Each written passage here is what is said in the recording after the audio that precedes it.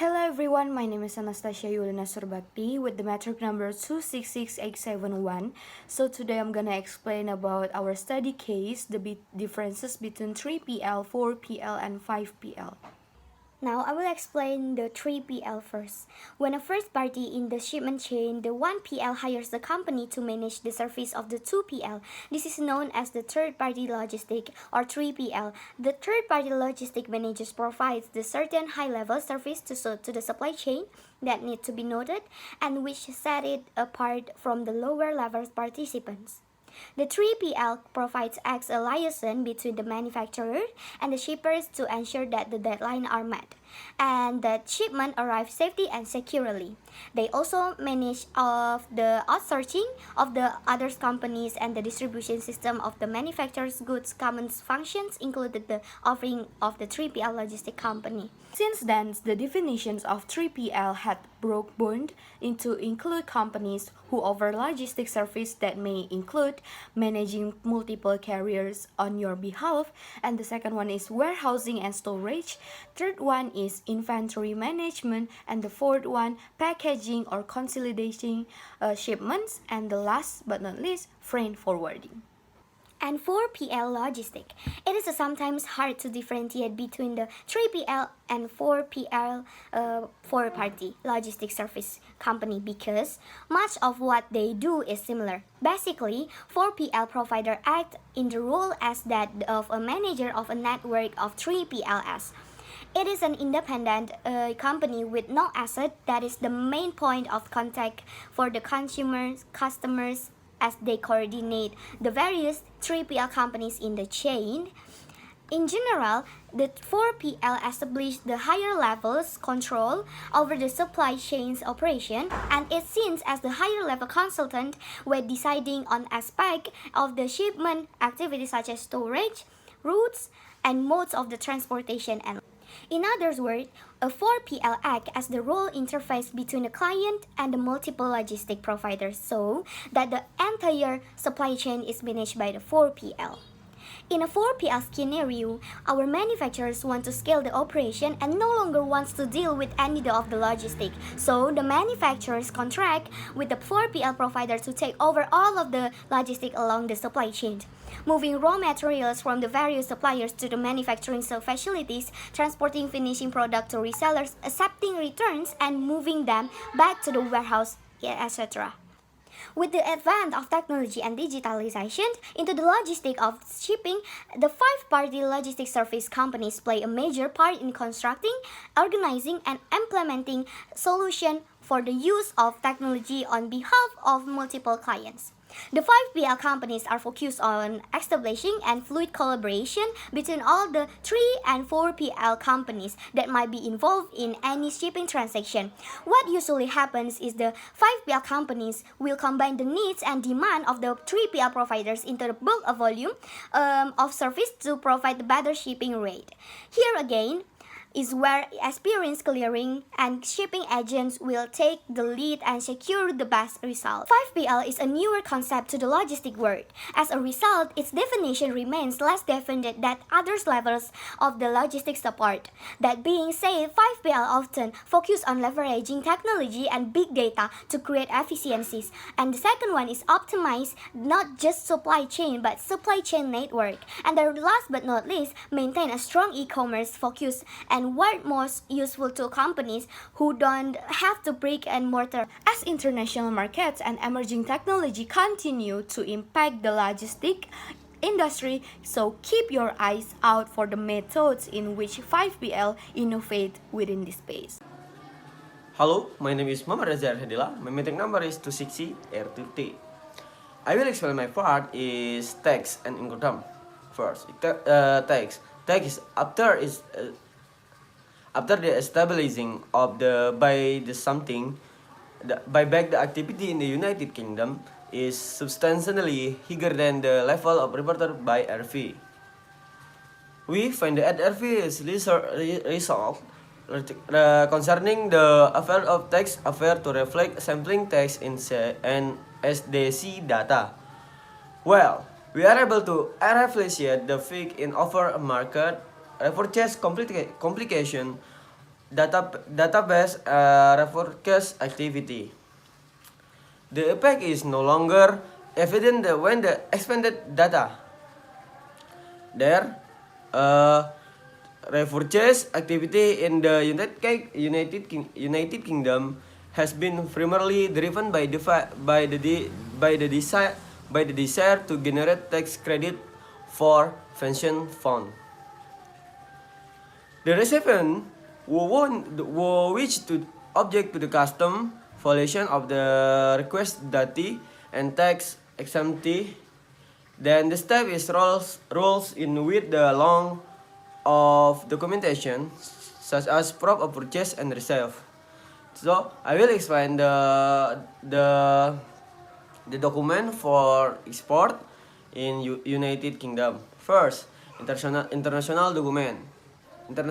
document, which is commercial invoice, and then packing list, and then local regulation. After this is insurance, and lastly is transport documentation. Hello everyone, my name is Muhammad Isa Saputra. My meeting number is 266481. Let me explain about Cadbury custom procedure. The Department for Environment, Food and Rural Affairs (DEFRA) is the UK Central Competent Authority (CCA) for the international trade. They are responsible for negotiating the export market in other non-EU countries and for ensuring continued access to those export markets. Food Standard Agency role is to provide assurance to the DEFRA that food and drink exported from the UK to non-EU countries has been produced in accordance with UK legislative requirements. We also make sure that it meets any additional import requirements that have been set by the destination country. During the transition period until 31st December of 2020, UK food and drink remains subject to the EU rules on the free movement of goods within the EU. Free movement is where goods, including food products, can freely move within the EU without custom checks. The UK's food and drink export sector enjoyed double-digit growth during the first 3 quarters of 2008. A rise of 60%, which is generated almost £10 billion on exports. Cadbury holds the number 1 or number 2 spot in more than 20 of the world's 50 largest confectionery markets. Trade and Investment Minister Rod Davies of Abersoch said, "Despite difficult conditions, British cheese, chocolate and soft drink are winning impressive sales overseas. This clearly shows how focus on export can help British firms in the current climate." UK food and drink export for the 9-month period from January to September 2008 were up 5.9% to the 9.49 billion pound sterling. The minimum required by non-EU countries in such certification is usually confirmation that the product is produced in accordance with domestic hygiene rules. The second is food for human consumption. The third is freely available for resale within the UK. Cadbury buys cocoa farms from Ghana in West Africa, where the main harvesting period takes place between October and December. When they are ripe, the cocoa pods turn into a rich golden color. They are then cut down from the trees, and the pulp and the beans are removed from the outside husk. The beans are then fermented. There are 2 main methods of cocoa bean fermentation: the heap and the box. In West Africa, the heap method is used for the usually method. The cocoa beans are peeled up on a layer banana leaves with more leaves placed up to cover them. They are then left for 5 or 6 days to ferment. This when much of the chocolate flavor develops. And then the pulp around the beans becomes liquid, drains away. And the next is the wet beans are dried in the sun and turned frequently so that they are dry evenly.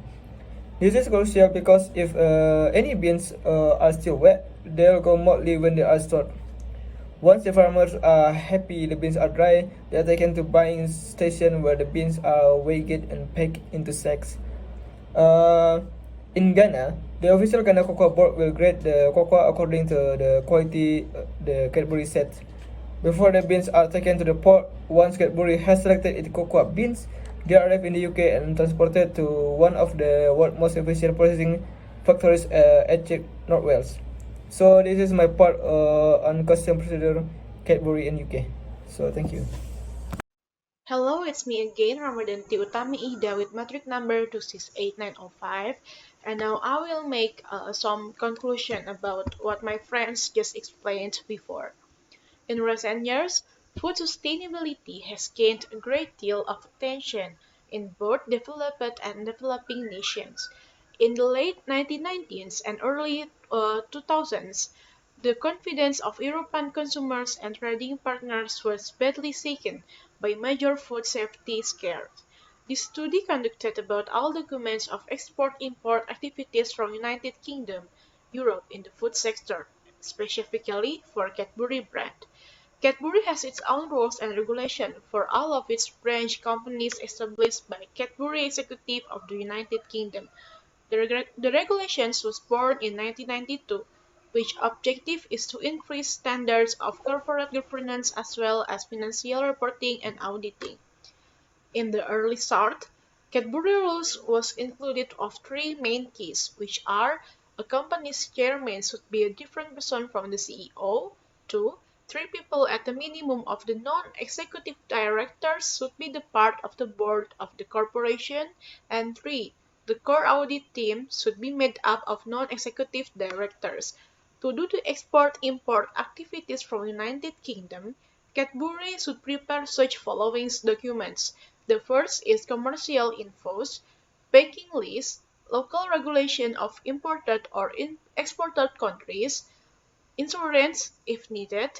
Fifth is transport documentation. The sixth is export cargo shipping instruction.